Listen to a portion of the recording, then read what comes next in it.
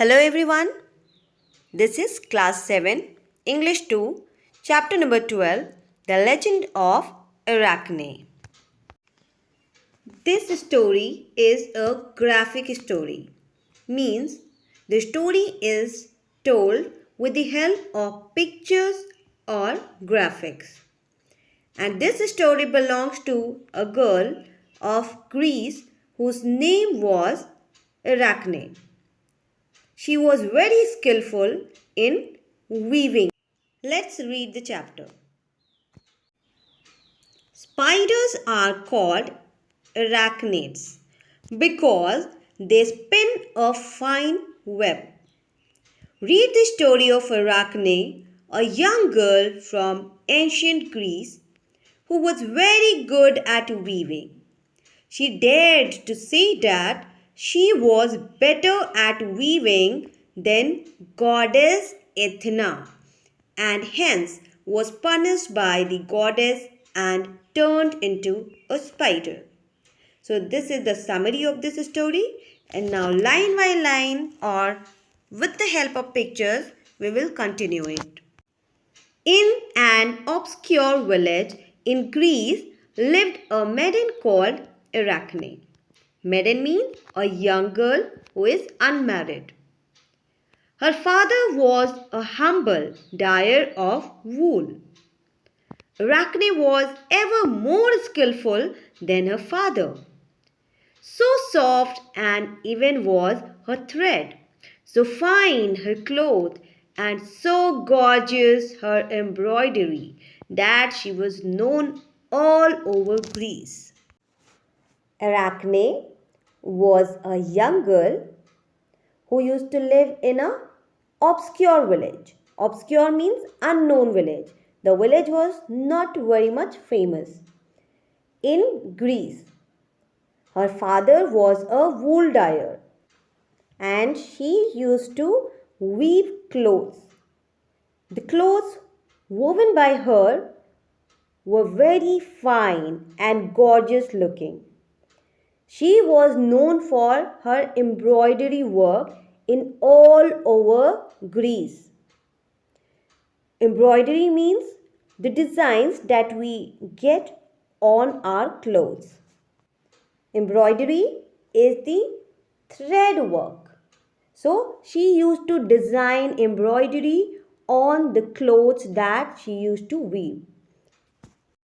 So proud was Arachne of her skill that every day, as she sat in the sun and spun, or sat in the shade and wove, she said, "In the whole world, no can spin thread as finely as I can, and make clothes so soft and smooth, or silk so bright as I do." This speech of Arachne tells us that Arachne was not only skillful but she was proud of her work, and she was overconfident that no one else can do the thing better than her. You can see that she says that no can spin thread as finely as I can. So she thought that she was the best one in spinning and weaving the clothes. At last, Arachne's fame became so great that people came from far and wide to watch her weaving. Even the nymphs came out of the forest and streams to watch Arachne spin. As people watched Arachne spin, they asked her, so children, Arachne was famous for her spinning, and she became so much famous that even nymphs, means mythological spirits who are supposed to live in forests and rivers, they also came to see how do she spin. You can see in the picture many people are standing there to see her, and they were asking different kind of questions. Somebody asked, Arachne is the best human weaver in all of Greece. Next one says, Indeed, who taught you to spin and weave so well? Instead of Arachne, somebody else answered this question, and this lady said, Surely Athena, goddess of wisdom, herself must have taught her to spin.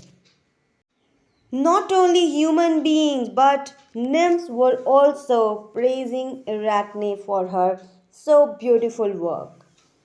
And they thought that this was taught to Arachne by the goddess called as Athena. It was supposed that goddess Athena is the goddess of wisdom. She used to give talent and wisdom to human beings. At this, what was the reply of Arachne? Let's see. There is another question or comment by this lady. Who else could know the secret of such marvelous skill? She said that none other than the goddess Athena could do or teach such marvelous skill to anyone. But to this question, Arachne answered. She said, No one taught me how to spin. I learned it myself because I worked hard with my own 10 fingers and practiced from morning till evening. Arachne contrasted their thoughts and answered them in her proudy manner that no one had taught her how to spin, but she had worked hard and practiced every day to learn this skill, and so she had become the best weaver in Greece by herself. And in the next picture also, she says, so here you see that she is angry. Arachne was displeased that anyone, even a goddess, could teach her anything. She said indignantly. Indignantly means with complete anger and annoyance. She was displeased with the people, so she repeated the thing. How can you say that? Athena taught me? Can she spin thread like me and weave silk as fine as I can? If she competed with me, she could not do better. Oh, here you see, Arachne was so much proudy that she said even the goddess could not compete with her. Arachne thought that she was the best and she was better than the goddess. Arachne's rude way of replying people became usual. And one day, as Arachne turned away with these rude words, an old man spoke to her. What she said? Reckless girl, how dare you claim to be equal to the immortal gods themselves? I am an old woman and have seen much. Take my advice and ask pardon of Athena for your words. Be happy with your fame of being the best spinner and weaver mortal eyes have ever seen. Means this old woman one day came to Arachne and she advised her to say sorry to the goddess Athena. She advised her to be happy in the fame that she got, to be famous as the best human being, to become a spinner. But she should not compare herself to a goddess Athena because God and goddess are called as immortal. Nothing can be equal to them. So there is no question to be better than them. To this advice, Arachne replied to the old lady. She said, Old woman, who gave you the right to speak to me like this? This is easy to see from your poor rags that you were never good for anything in your day.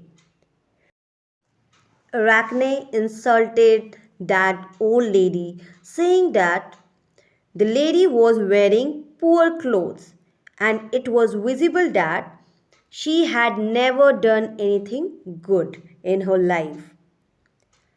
Similarly, in the next picture, and Arachne loudly declared, "If Athena resents my words, let her answer them herself.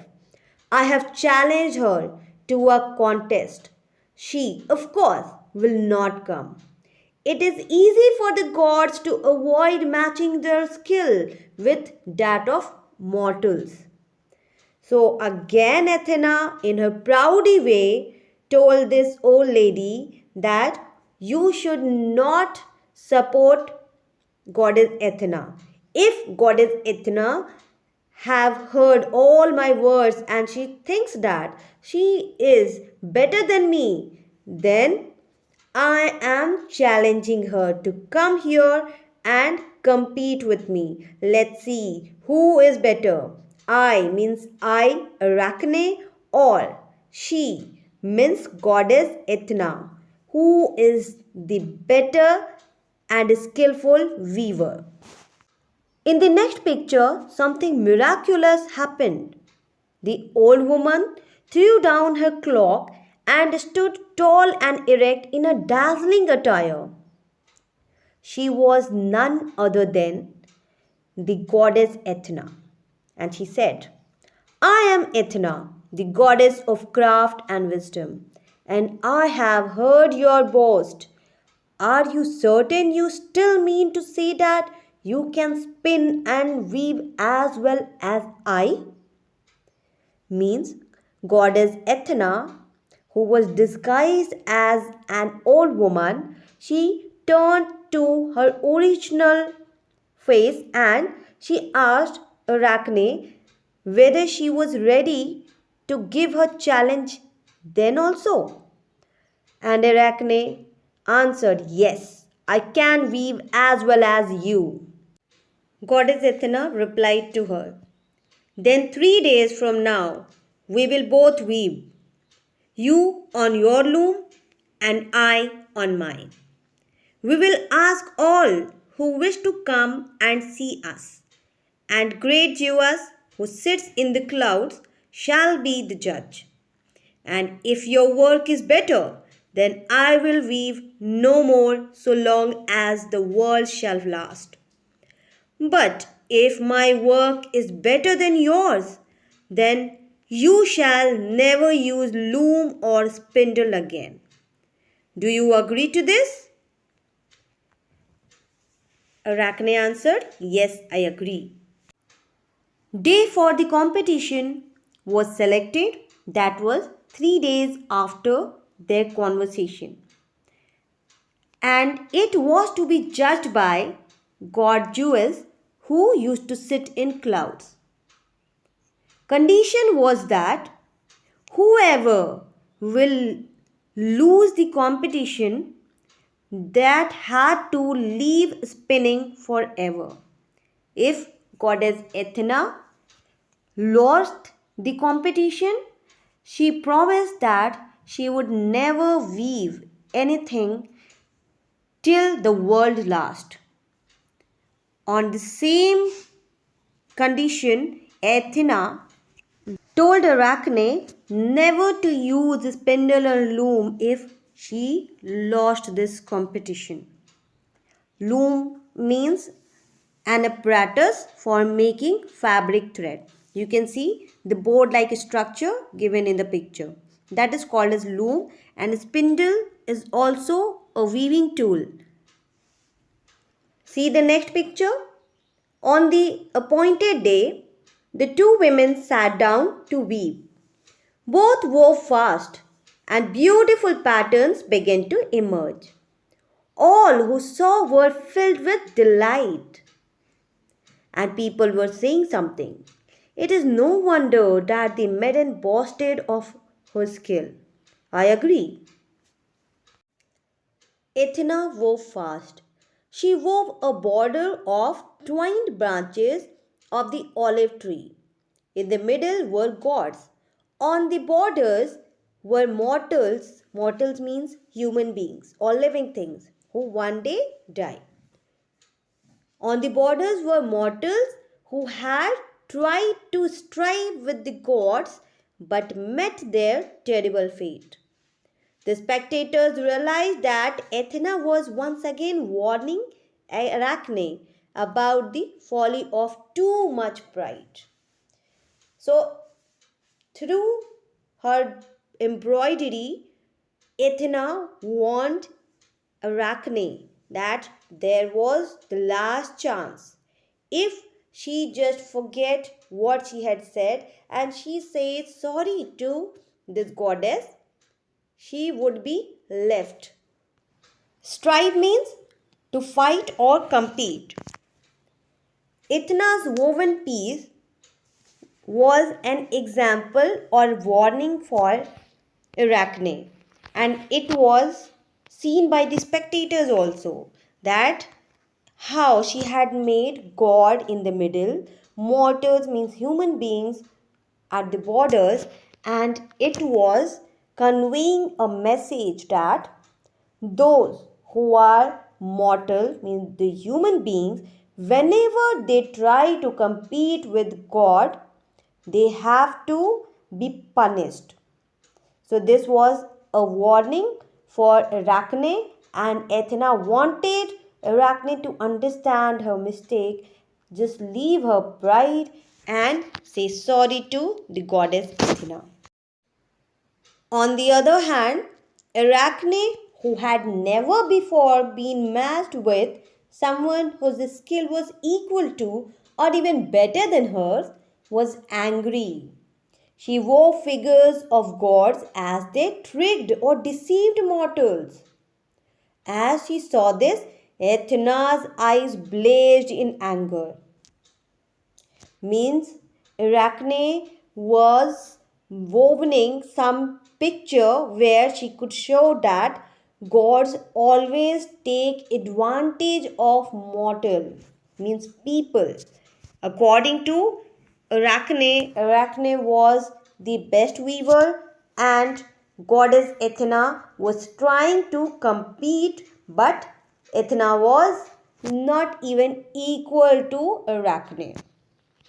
Seeing this, Athena became very angry, and what she said? Since you are so proud of your weaving, you will spin forever. When men see you, they will remember that it is not right to challenge the gods. So you can see the picture how angry goddess Athena had cursed Arachne, and Arachne turned from a girl to a spider. And in the last picture, Athena touched Arachne and she turned into a spider. And that is how spiders got the name arachnids. So children, this is why spiders are called as arachnids also.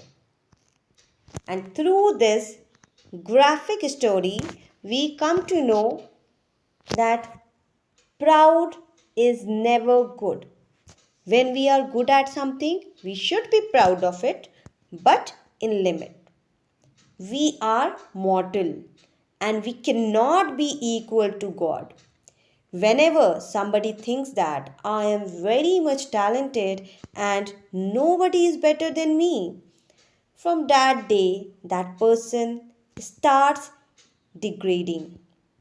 So we should never be proud of our work, but we should be confident and we should be very happy that God has given us talent, such talent that others are praising us. We should be always grateful to God, for God has given us this life to enjoy and showcase our talent. Thank you.